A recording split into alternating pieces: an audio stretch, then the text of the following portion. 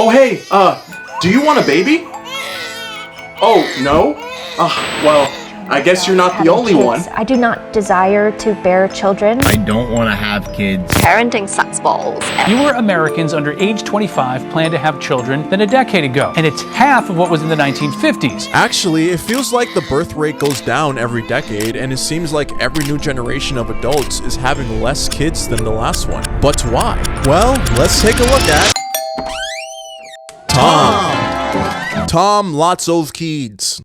Last name's German, I think. Tom is a father in the 1950s, and coming out of a war, Tom and his wife were thrilled to start a family. And I mean, why wouldn't they? After all, times were tough for Tom and his family. Having been raised during the worst economic depression in history and being drafted to serve his country in the Second World War, Tom craved some normalcy in his life. You know, a time where they don't have to ration food to cut on spending or worry about the threat of a warhead being dropped in their backyard. But they can thank their lucky stars because thankfully, post-war had the best economic boom the world has seen at the time. And I mean, look what they had to work with. Given the record low unemployment rates, stable job markets, and rising wages that kept up with the cost of inflation, Tom and his wife's desire for a growing domestic family life could not be any higher.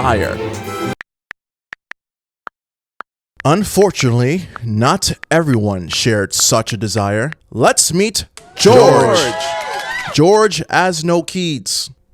I think that one might be French. George is an interesting fellow. Oh, I mean, nothing's wrong with him in particular, but no matter how hard he tries, he can't seem to muster up the desire to want to have kids. He doesn't find anything wrong with them, it's just that anytime he looks at a child, it doesn't stir any pull or urge to have one himself. However, George is recently married, and of course, him and his new wife spoke at length about what they want their future family life to look like. Admittedly, his wife is more or less indifferent about kids herself. However, she still wants George to at least consider it before making a final decision against it. He doesn't want to disappoint her nor rule anything out, so he promises he'll at least look into it. Speaking of looking into things, before having their first child, Tom and his wife looked into buying a home. During the 50s and 60s, veterans of the war were given access to the GI Bill, which was a law passed providing financial and social benefits to all soldiers returning home. The low mortgage rates and the easier access to affordable home loans made it easier for the couple to buy a decent-sized home, which of course makes it more suitable and comfortable for future family growth. And luckily, a brand new house in America only cost around 2 to 3 times the average yearly salary. Tom is a proud employee at his local factory, earning an average wage of around $40,000 in today's money, which is more than enough to not only support him and his wife, but current and future kiddos down the line. As a matter of fact, if the couple were to have birthed a child in the year 1960, on average, the cost of childcare and education would have only been about $3,971 until the age of 17. And the cost of raising a child as a whole would have only been about $25,000 back then, which would be about $275,000 today. Tom didn't know this at the time, but he and other adult parents would be the pioneers of something called the baby boom, a phenomenon where the birth rate across the globe saw exponential growth from 1946 to 1964. On average, in the late 60s in America, the number of childbirths per woman was about 3.6 kids. Coincidentally, this boom coincided very well with the marriage boom. It was very common for a young woman to be married anywhere from the age of 20 to 24 years old. In the 1930s, 54% of young American women were married by that point, which jumped to 72% by 1960. In England and Wales, it doubled from 26% to 58% around that same time frame, meaning it's more accurate to believe that the rise of childbirth per family was also caused by the rise of marriages overall, not necessarily people who were already married now deciding to have more kids. Now let's see what George is up to. Last we left him, he was still on edge, deciding whether or not having a child was truly for him. George and his new wife recently moved to a one-bedroom apartment in New York City. Unfortunately, it was a challenge to get even that, as finding even a subpar decent apartment in a major city for less than $5,000 a month was next to impossible. The couple didn't like the idea of renting long-term, especially for an apartment that could only fit 2 people comfortably. But the average cost of a home in the 2020s is about 5 to 6 times the average yearly salary, whereas Tom only purchased his for 2 to 3 times his yearly income. The couple barely have enough space as it is. He can't imagine raising a child with such limited breathing room. You see, George moved to New York for a career opportunity, working as an entry-level data analyst, making an average wage of $66,000 a year. Unfortunately, this income is not enough to support both him and his wife financially, so she also works a career as a social worker, providing the same average wage as him.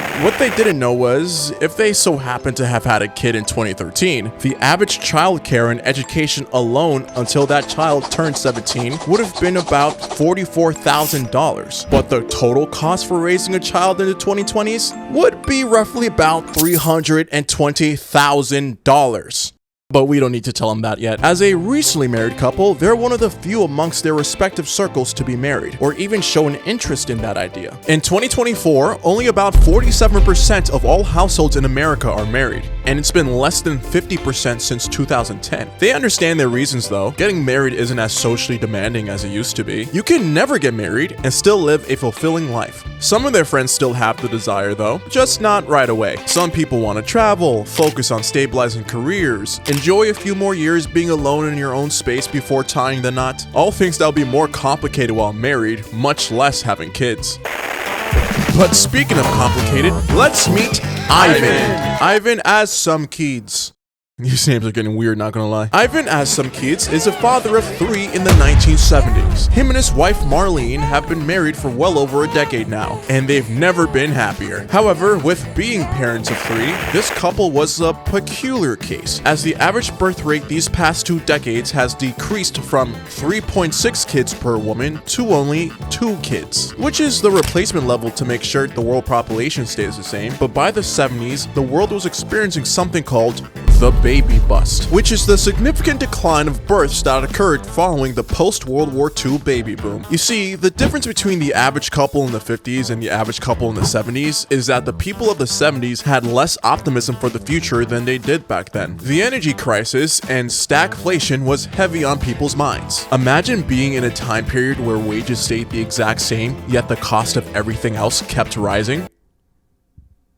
Imagine. People were less confident and therefore less willing to have the larger families they did back in the 50s. Ivan married his wife Marlene when they were both in their early 20s. As expected around this time, they came into marriage with having children in mind. However, that has not always been the case. You see, while they were still young, in love, and dating, Ivan and Marlene had, let's just say, a couple close calls.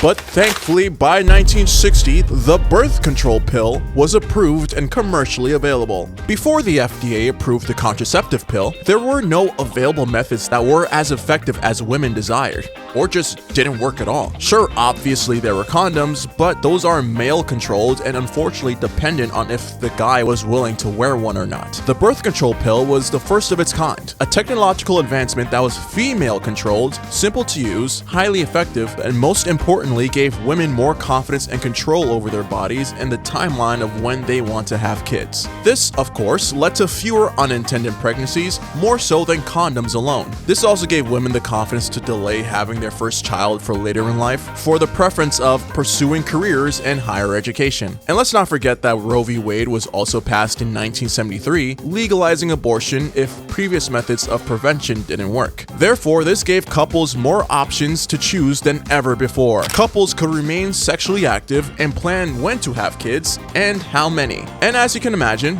this was a time where a lot of people's economic futures were in jeopardy. So Ivan and Marlene, like most couples, chose to have fewer kids.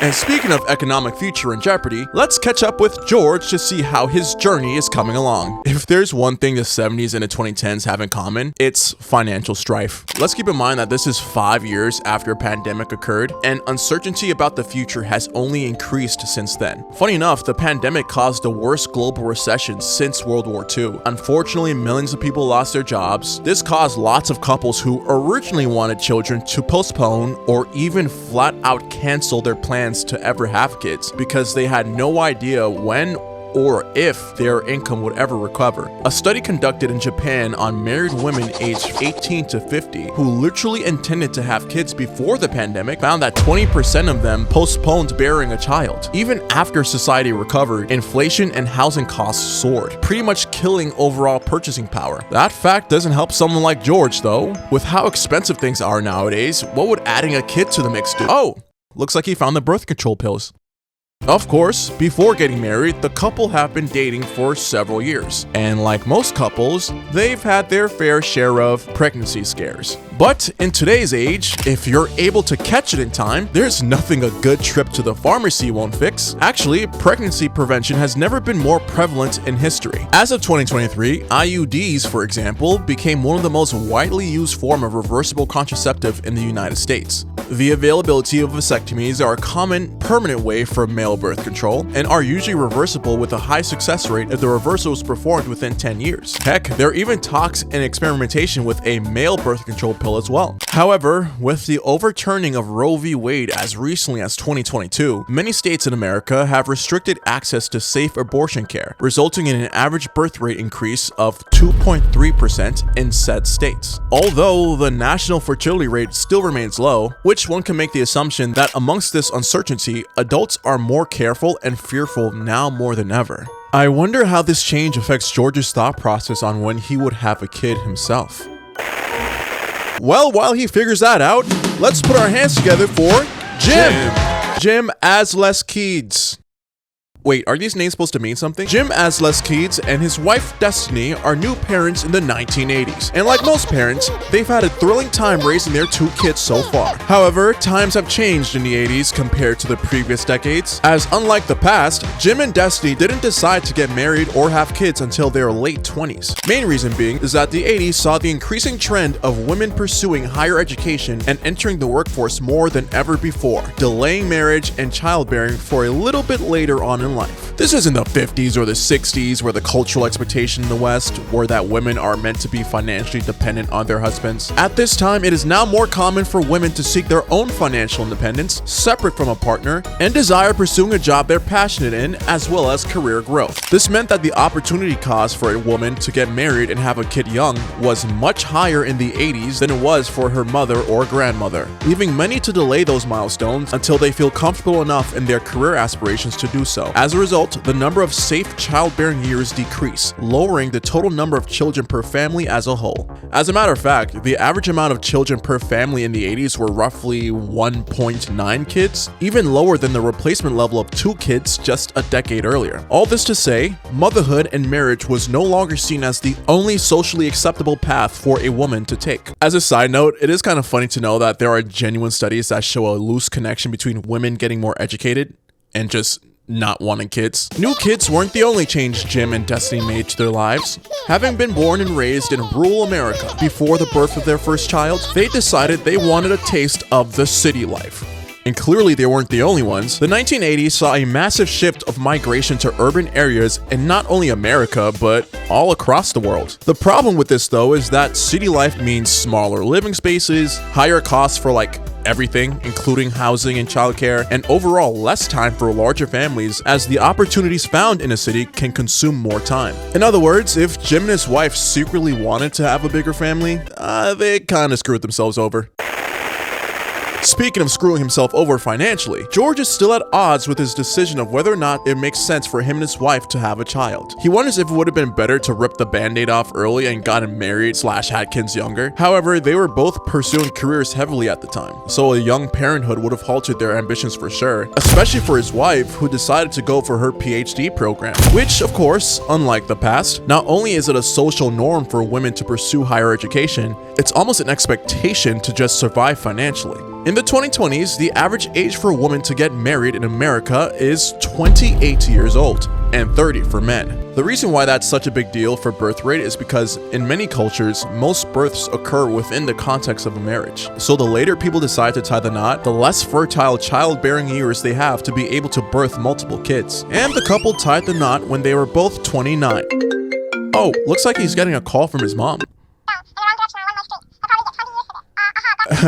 Ever since moving halfway across the country to live in New York, George and his wife's respective families have been reaching out to them more often, which lies another problem with raising children in the 2020s, which is typically found primarily in the Western world. For centuries of humankind, raising a child almost literally took a village. It wasn't just the mom and dad, but grandparents, great-grandparents, neighbors, close family friends, aunts, uncles, cousins, trusted school teachers, church groups. Especially during a time where villages and farm life were where people primarily lived, mothers and fathers of new babies had the reassurance to know they had a wealth of support backing them every step of the way, which is unfortunately not the case for the modern divided world we live in today. With urbanization and the ability to connect with anyone, anywhere in the world thanks to technology, it became more common for parents to choose to live far away from any support system they may have had access to previously. Unfortunately, grandma isn't next door anymore to take the kids when you want to have a date night or provide emotional support, making it more difficult to justify having larger families in today's age, as now the usual expectation is that raising a child is a two-person job.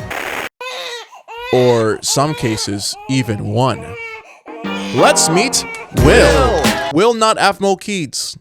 You could probably guess what this section is going to be about. Will not have no kids is a father in the 90s to a handsome son and a beautiful daughter that he adores with all his heart. However, even Will can admit it was not an easy road to get to this point in their relationship. Unlike the other examples in the previous decades, Will is a single father, recently divorced from his previous wife of 5 years.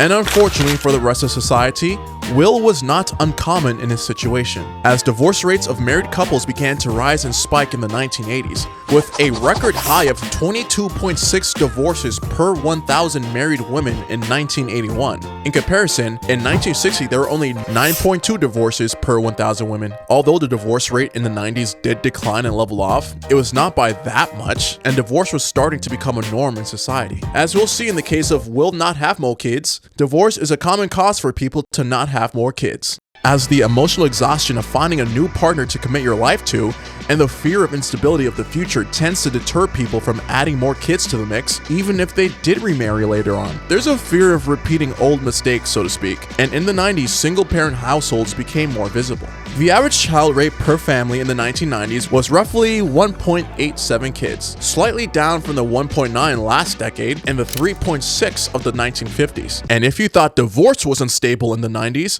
imagine that coupled with the early 1990s recession. In the early 90s, post the savings and loans crisis and the Persian Gulf crisis, unemployment reached an all-time high of 7.8% by mid-1992. As usual, layoffs were everywhere, wages stayed the same, and tons of homeowners lost equity in their homes, which of course affects future family planning. Do you think you'd be having more kids when the job market is at such a low point? Yeah, I didn't think so. George didn't think so either. With him and his wife's combined income, they would be considered middle-class earners in America. The problem, however, when you compare the purchasing power of a middle-class household in the 90s versus a middle-class household in the 2020s, is that the price of many consumer goods the past 3 decades has nearly doubled. $20 in 1995 had the equivalent purchasing power of $38.41 in 2022. So although we are objectively making more money these days, our money has not kept up with inflation at all. George feels especially bad for parents who have additional expenses just for their children outside of basic necessities, especially if you're a single parent with a co-parent that isn't helping out as much as you like them to. As of today, approximately 40% of all marriages end in divorce. While less than the highs of the 80s and 90s, all that means is that there is still an influx of people who will be deterred from having more kids in the future or ever having kids at all. Maybe this gentleman has something to say about that. Let's introduce ourselves to James. James has 1 kid. I wonder how many kids he has. James has 1 kid, and him and his wife decided that by design. At first, it was because of personal preference, although James's wife Carla loves being a mother and finds it fulfilling. The physical, emotional, and mental toll of pregnancy isn't something she would be excited to go through a second time. However, she was open to the idea for a little bit, but then in the early 2000s, the dot-com bust occurred. As usual with all the other economic crises in years past, millions of people lost their jobs or savings. This one in particular was pretty harsh because since this primarily hurt the tech market, it targeted college-educated workers the most, which happened to be the same group of people most likely to start having families later in life. And let's not forget the '08 crisis either. Same deal, but now unemployment hit 10% in the United States, and the number of people aged 25 to 34 living with parents rose from 11% in 2000 to 22% in 2010. The 2008 recession was the final nail in the coffin for a lot of families, including James and Carla. Experiencing two historic economic downturns within the same decade discouraged a lot of couples from becoming parents or desiring more children. Having a child was seen less as an emotional need and more of a financial risk. As a matter of fact, there was a historic drop in fertility rate after 2008. Actually, in the US, there was more than 3.4 million fewer babies that were born between 2008 and 2015.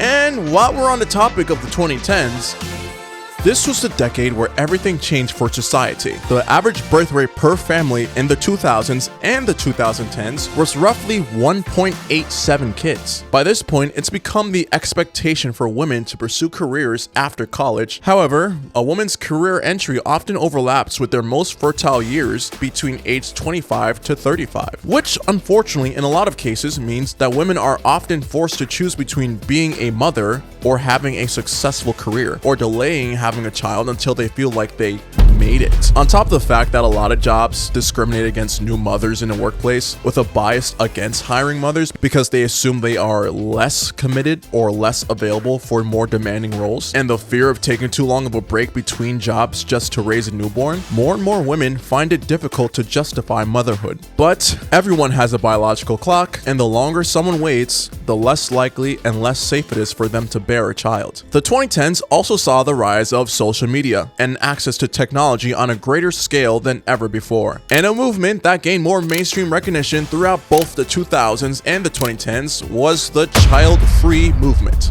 where adults are open and proud of their conscious choice to not have kids, even if they have the ability to. This made it more comfortable for people who secretly have no desire to have children, but feel societal pressure to not feel like they're alone in their belief. And it does suck to feel like you're in the minority for a thought process, and that you'll be judged by everyone else, namely your parents, but the online visibility of the movement confirms your reasons and makes more people feel confident in their decision. It is really annoying though to know that there's a stigma around people choosing to go child-free. And speaking of stigma, that brings us back to the 2020s. As we saw throughout the previous decades, there's way more than one reason as to why someone would choose not to have a kid, and why it seems every generation is choosing to have smaller families than the last one. But I think the thing that sucks most of all is when someone asks why you don't want kids, apparently just telling them you simply don't want to isn't enough, as if becoming a parent is your sole purpose for being on this earth and you have to justify your choice as to why you don't want to be one. Funny enough, almost every reason we've discussed so far had a tie-in with something financial, with something tangible. But there are intangible reasons and beliefs people hold that have transpired throughout every decade, but particularly the 2020s by far.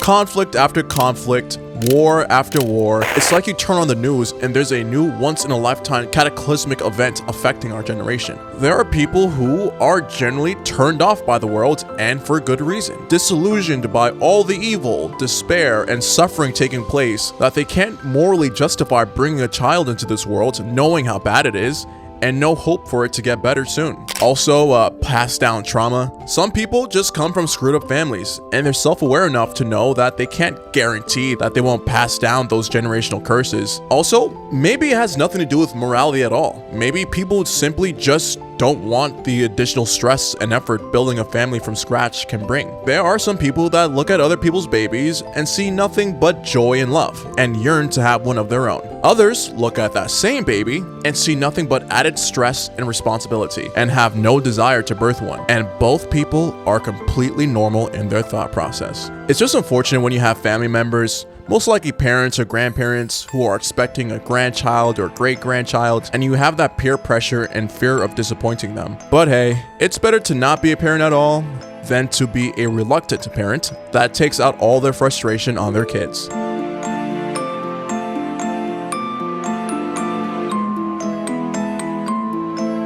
Speaking of, I think it's time we check in on George. something's telling me he's finally made up his mind. Now, George, here's what the audience has been waiting for. After doing your consideration, do you want to have kids? Oh, no.